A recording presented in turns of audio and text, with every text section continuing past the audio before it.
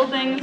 We are recording this, so you should know that. Q&A might not be recorded, so you might not really be responsible for being recorded then. But also, if you can turn off your cell phones, particularly for the recordings, that would be very cool.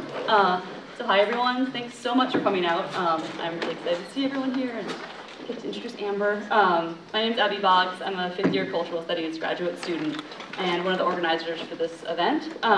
Before I introduce our guest speaker, Amber Hollibaugh, I want to say thank you to all the fabulous groups that made this event possible. When Cynthia Degnan and myself and a few other people were talking about wanting to bring Amber to campus, we didn't actually think it'd be possible because it was about 6 weeks ago and it's a little bit last minute and it's been a tight year, but I gotta say that people really came through. The GSA came through massively, the Women's Resource and Research Center came through hugely. Also, we do the full list. The Cultural Studies Graduate Group, the Consortium for Women in Research, the Office of Graduate Studies, the Gender and Sexuality Commission, the English Department, the Women and Gender Studies Department, the Student Assistant to the Chancellor, the Queer Research Cluster, the Queer and Gender Studies RIG. I think that might be just about it. But I think just that number of people that were able to find money this late in the year to make this event happen says a lot about how much Amber's work is valued, but also how much everyone on this campus values the work of the LGBTRC and the whole LGBTIQ community, because this event was really envisioned as a way to thank these groups for all the work they've done for this campus this year. It's been obviously a really tough year, and I think this just speaks to how much that work is appreciated. But now a little bit about Amber. You all probably know stuff, but I first encountered Amber's work as a senior in college when I was writing a dissertation, a thesis on pornography and the university. And of course I had to go back to the 1982 Barnard Conference on Pleasure and Danger. And if you don't know about that conference, talk to me. It was an amazing event. It was kind of this feminist rebuttal of the anti-sex, anti-porn feminist movement that gained prominence in the 1970s and 1980s. It was this amazing convergence of feminists coming together at that moment to do a really phenomenal work. People who were there were everyone ranging from Gail Rubin, Hortense Spillers, Dorothy Allison, Sherry Moraga, Kaja Silverman, Esther Newton, Linda Gordon, and Amber Hollibaugh, and many others. It was really a phenomenal event. Carol Vance, who edited the collection, who's at Columbia. I mean, it was amazing. Amber's contribution to the edited collection that emerged from the conference is entitled Desire for the Future: Radical Hope in Passion and Pleasure. In this piece, she clearly acknowledges that sexuality can be dangerous, frightening, and threatening. But she also pushes the feminist movement to think differently and to recognize the different ways people desire, live, think, feel. As she wrote, "We will never open women's futures if we censor the dangerous material of the pornography debate before we have begun. We are in grave peril if we edit out of our analysis all women whose sexual histories do not correspond to a correct notion of feminist sex." Thus, in the early 1980s, Amber challenged feminists to contend with women who don't come gently and who don't want to, with women who like fucking with men, who practice consensual S&M, who feel like faggots, who feel like more like faggots than like dykes, who think gay male porn is hot, and who are into power.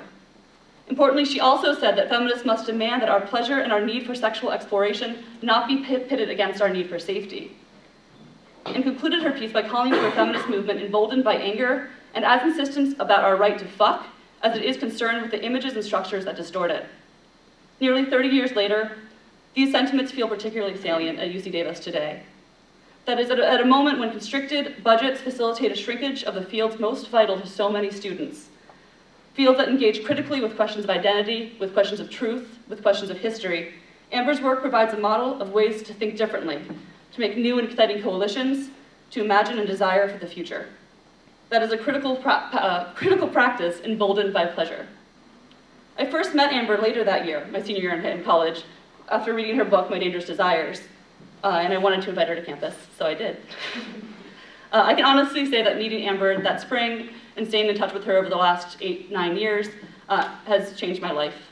It's inspired my activism and my academic work, and really so much of kind of what I believe is possible to do in the world. When several of us had the idea of bringing someone to campus, something to thank the LGBTRC for the work they've done, I couldn't think of a better thing to do than to bring Amber to campus. Her critical edge and hope for the future are infectious and vital to the kinds of queer world-making the LGBTIQ community on this campus works for. As you all probably know, Amber is a self-described ex-hooker, incest survivor, biracial, radical feminist, high femme lesbian, working-class white trash organizer, and AIDS activist. who has worked within social justice, economic justice, anti-racist, feminist, queer, and elder organizing for decades. From working against the homophobic Briggs Initiative in California in 1978, to her efforts with the Student Nonviolent Coordinating Committee, and her vital role in helping to found Queers for Economic Justice in New York, Amber has worked tirelessly to transform the world that is into a world that can be. Tonight, she'll be speaking on sexuality, activism, and the current economic crisis, and I couldn't be happier to have her here. So thank you all for coming out, thank you Amber for being here, and thank you to all of our sponsors again for coming through in a crunch.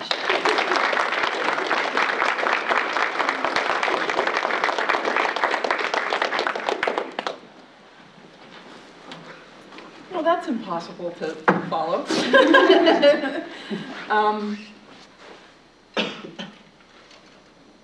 I want to thank people for inviting me. I don't take lightly the opportunity to come and speak with people. We have very few sites to gather and to talk about things that really matter to us. And particularly in a time where there are so many crises and kind of the weight of what's happening in the world is so oppressive, it becomes even more of an honor and an opportunity to be able to come and to speak to people, because those opportunities are shrinking. And it was one of the reasons that I was so excited when Abby and I talked about me coming, and because Abby means a lot to me. I do this work, and I've done it for 30-some years. And some people have actually met me through that work and become good friends. And Abby is one of those people that has had we've had a transformative relationship to each other. And that's part of, what the gift is of being able to go and to meet people and to engage in the way people think and do their work in the world, is that they affect you, not just you affect them, if you're lucky and you're open to it. And the other reason that I want to thank you for inviting me, but also talk about why it's hard to be here, is that I was born and raised in California. So coming back, and especially coming to Davis, is actually about coming home for me. I was raised in, I wrote down the list of the cities that I was raised in: Folsom, Dixon, Watsonville, Turlock, Roseville, Eureka, Modesto, Truckee, Bakersfield. So when I say I'm poor white trash, I actually really mean that I'm poor white trash. Those cities, at least in the 50s, when I was growing up, were poor and were Central Valley, were rural often, or small town, and were places where people like myself, with a kind of racial history, my father was Romani, Gypsy, dark-skinned, very dark-skinned. My mother is white Irish and poor. And I was therefore from a biracial family during a time when there was no concept of biracial family. And I pretty much as a kid looked like I look now. And so I spent a lot of my childhood both terrified about racism, living the effects of the racism that my father suffered, and going to shopping centers with my dad where people would try and take me from him because they assumed that he was kidnapping a white child. So racism is something that I've lived in my family, and is something that in the towns that I came from was a very complicated and very difficult issue. And I think it's part of why coming back to California is always both powerful to me and evocative in a way that I find unexpected, like listening to the trains come through town. And I spent a lot of my life in trailers listening to those trains come through Central Valley towns.